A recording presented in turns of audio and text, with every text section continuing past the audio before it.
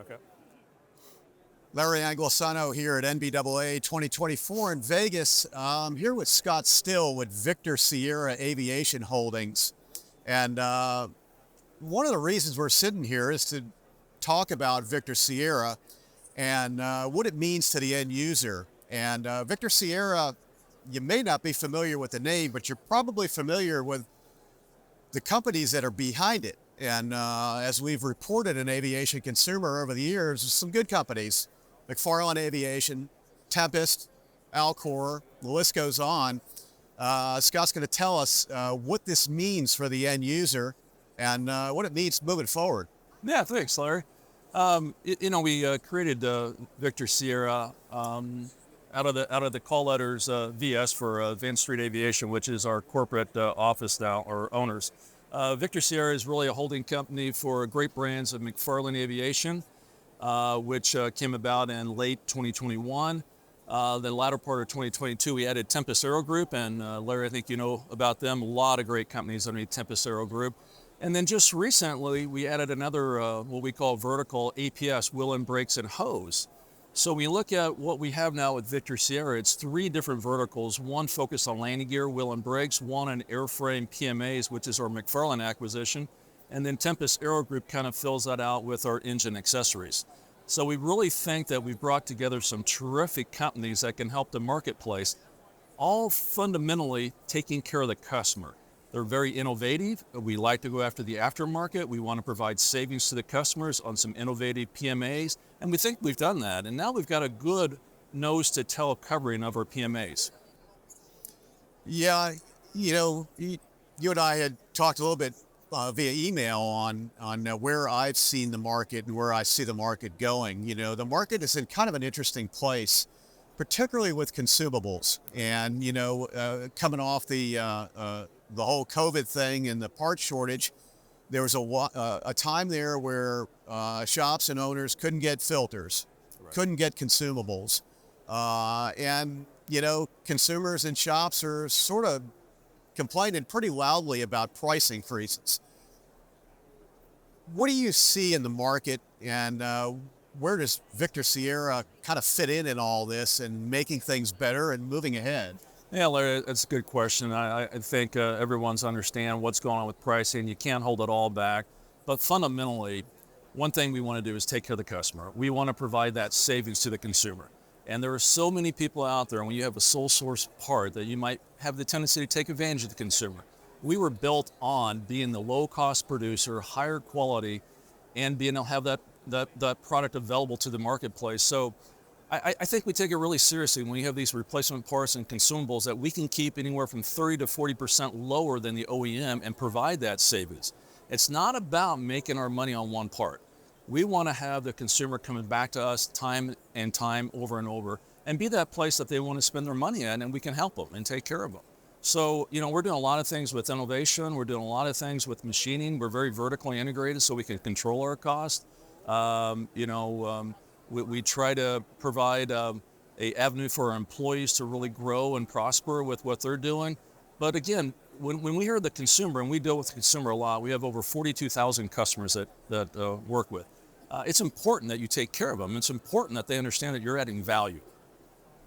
When I look at a company like McFarland Aviation, and as I said, we've covered them extensively over the years in the consumer and quite favorably. Right. They're good components and good high quality. If I look at the typical general aviation fleet of airplanes, it's getting old. Yes. And that's a real opportunity for ground up refurbishment. Yeah. And that means good replacement parts that are FAA approved, that are better than the OEM standard that was 1970s, 1980s vintage Cessna, Piper, and Beechcraft. Where do you see that refurb market going from your perch? Well, I think, and Larry, I appreciate the comments. I mean, if you look at Dave McFarland and even Tim Henderson at Tempest, what they did is they took out of production aircraft and they found a place that consumers couldn't get those parts anymore, or if they did, they were so highly priced. And they made a market by providing low-cost, affordable, high-quality parts for the marketplace. that's just going to keep growing. These platforms, they don't go out. They don't go out. We've got planes that we're still making parts that are 85 years old. So I think we're just going to see that grow. That's a big part of our business. Although we have an emerging OEM business, we still have 80% of our business in the aftermarket. And if Cessna, Piper, Beech, and those guys don't want to take care of those platforms, we're certainly here to do that. Yeah. And we've got the technology, we've got the machining, we know how to get it done. Yeah. So, what are major challenges in this market? It's a changing market. Yeah, I think getting the approvals from the FAA. Larry, there's more and more companies out there doing PMAs. There's more PMAs being submitted, and that process time of getting them approved through the FAA is taking longer and longer. So I see that as being the biggest hurdle to get product to the market quicker. I think from the vertical integration, the machining, the technology, the material types, the supply chain is there now. We're not having to wait long on material. We understand how to design, we understand how to manufacture. It's just the approval process right now. That's what I see as a big challenge. So we've got these familiar brands, McFarland and Tempest, and some of the others that consumers are, they know what they are. Right. Is anything going to change with Victor Sierra? Any different branding? No, Larry, we're going to keep fundamentally, Victor Sierra will be more of a holding company for acquisitions and our investment team. The brands are terrific brands. McFarland will remain branded as McFarland. Tempest Aero Group and all their great brands will remain, and APS that we just added for wheel on brakes will remain. That's what the consumers know, and we don't want to ever change that. They feel good about that. We just want to keep growing on those. As we add companies, they'll go into either the landing gear vertical, the airframes, or the engine accessories. And for the most part, we'll always maintain the founder's name and the brands in the marketplace because, again, that's what the customers feel good about, and that's what we want to go to market with. So we think we got a great story here with Victor Sierra. We think we got great growth. We're going to keep looking for great innovative companies that have a proprietary position in the marketplace, and they take care of the customer. And that's really what we're about. Do it right, and take care of our customers at all times.